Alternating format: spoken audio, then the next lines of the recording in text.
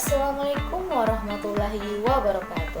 Halo semuanya, selamat datang di channel ini. Dan dalam video kali ini kita bakal membahas topik yang sangat relevan dan penting, yaitu tentang gender dan kekerasan seksual. Sebelum itu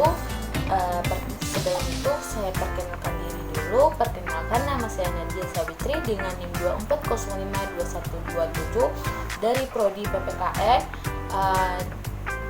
Saya akan membuat tugas video dengan matkul sosiologi gender. Nah, topiknya yaitu gender dan kekerasan seksual. Topik ini bukan hanya soal pengetahuan, tapi juga soal kepedulian terhadap sesama. Seringkali kita mendengar tentang kekerasan seksual, tapi apakah kita benar-benar memahami dampak dan akar masalahnya? Nah, hari ini kita akan membahas dari sudut pandang gender.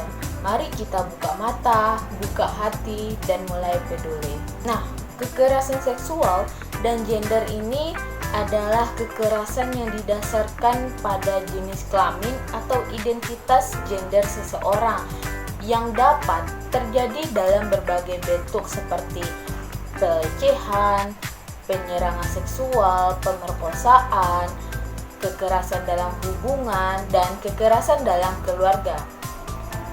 Nah, kekerasan ini seringkali terkait dengan ketidaksetaraan gender dan relasi kekuasaan yang tidak seimbang antara laki-laki dan perempuan. Tindakan yang melibatkan kontak seksual tanpa izin, pemaksaan atau ancaman untuk melakukan hubungan seksual atau perilaku seksual yang tidak diinginkan. Nah, kekerasan dalam berbasis gender ini kekerasan yang dilakukan terhadap seseorang atau kelompok berdasarkan jenis kelamin, gender, orientasi seksual, atau identitas gendernya. Nah, relasi kekuasaan, ketidakseimbangan kekuasaan antara laki-laki dan perempuan yang dapat menyebabkan kekerasan berbasis gender. Nah, dalam peran sosial dan harapan yang terkait dengan gender tertentu yang dapat membenarkan kekerasan terhadap perempuan.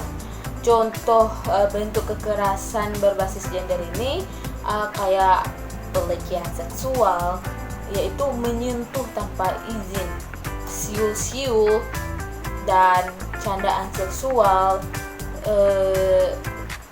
serta mengirim foto tanpa diminta, memaksa berkomunikasi atau tidak menerima tolakan.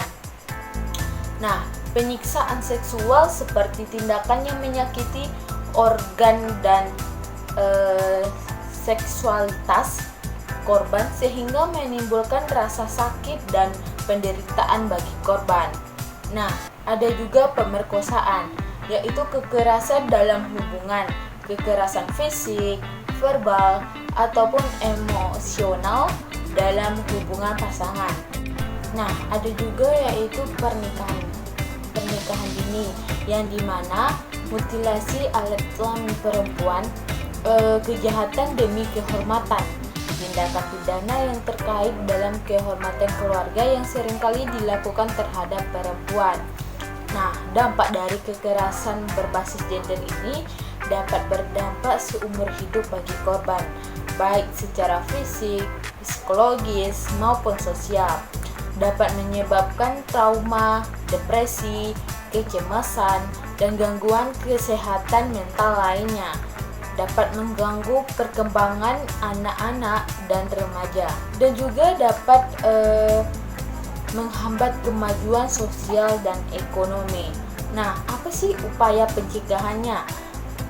Upaya pencegahannya yaitu meningkatkan kesadaran tentang kekerasan berbasis gender, perubahan norma sosial dan peran gender, pembentukan hukum dan kebijakan yang kuat untuk melindungi korban, pemberdayaan perempuan dan laki-laki, mitigasi yang dimana itu mengurangi risiko terjadinya kekerasan, dan pencegahan, membuat instrumen pencegahan, integrasi isu kekerasan berbasis gender dalam kurikulum pendidikan. Nah, contohnya terjadi di Universitas UGM, yaitu kekerasan seksual terhadap Agni. Nah, pada tahun 2018 itu sebuah laporan investigatif oleh Balairung Press dan Lembaga Press Mahasiswa UGM mengungkapkan kasus kekerasan seksual yang dialami seorang mahasiswa berinisial Agni saat mengikuti program KKN atau kuliah kerja nyata di daerah Maluku. Kasus ini kemudian menjadi viral dan memicu perdebatan nasional terhadap bagaimana kampus menangani kekerasan seksual, khususnya yang berbasis gender. Nah, pada bulan Juli 2017, Agni bersama tim KKN UGM berangkat ke lokasi KKN di Maluku. Salah satu anggota tim adalah HS, inisial pelaku, seorang mahasiswa laki-laki dari fakultas yang sama. Pertengahan masa KKN, saat bermalam di rumah penduduk, Agni tidur di ruangan tamu yang sama dengan pelaku. Malam itu, saat Agni sedang tidur, HS melakukan tindakan pelecehan seksual fisik terhadap Agni, menyentuh tubuh tanpa persetujuan. Lalu si Agni ini merasa trauma dan takut. Namun, ia tetap menyelesaikan program KKN karena tidak ingin membuat kehebohan di lokasi. Tetapi, setelah kembali ke Yogyakarta, ia melapor kejadian ini ke dosen pembimbing KKN dan pihak fakultas. Tindakan awal pihak universitas awalnya menyarankan mediasi antara pelaku dan korban tanpa adanya proses hukum atau etik yang jelas. Mediasi ini dianggap sebagai penyelesaian damai. Nah, responnya setelah laporan investigasi Balairung Press keluar pada Oktober 2018, kasus ini mendapatkan sorotan media dan tekanan publik. Banyak yang mengkritik UGM karena tidak memiliki sistem perlindungan korban dan prosedur penanganan kekerasan seksual yang memadai. Nah, tekanan mahasiswa dalam masyarakat yaitu aksi solidaritas muncul dari berbagai kampus di Indonesia. Tagar seperti "Kita Agni" menjadi simbol dukungan terhadap korban seksual di kampus. Nah, posisi pelaku ini sebagai laki-laki dan sesama mahasiswa tidak membuatnya langsung mendapat sanksi. Malah sebaliknya, korban sebagai perempuan dibebani tanggung jawab menjaga nama baik institusi. Stigma terhadap korban perempuan.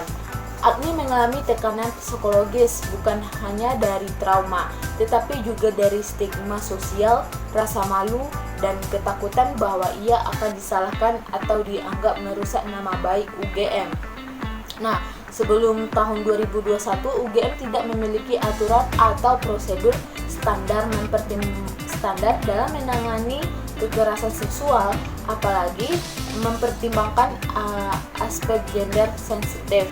Nah, setelah tekanan publik, UGM membentuk tim investigasi independen dan menyatakan bahwa telah terjadi pelanggaran etik oleh pelaku. Nah, dari kasus Agni ini menunjukkan bahwa kekerasan seksual di kampus tidak hanya masalah individu, tetapi juga masalah struktural dan sistematik. Penanganan kasus seperti ini membutuhkan pendekatan yang berpihak pada korban dengan memperhatikan trauma healing, aksi keadilan, dan keadilan berbasis gender. Pendidikan tinggi harus menjadi ruang aman, bukan tempat di mana kekuasaan dan gender digunakan untuk melangengkan kekerasan. Nah, jadi kekerasan seksual dan berbasis gender merupakan masalah yang serius yang berdampak luas, memahami akar masalah, bentuk kekerasan, dan dampaknya sangat penting untuk mencegah dan mengatasi masalah ini. Kesetaraan gender dan memperdaya perempuan merupakan kunci untuk mengakhiri kekerasan terhadap perempuan. Nah, sekian yang dapat saya sampaikan. Semoga teman-teman bisa memahaminya dan bisa mengambil manfaat dari ini. Saya sudahi dengan wassalamualaikum warahmatullahi wabarakatuh.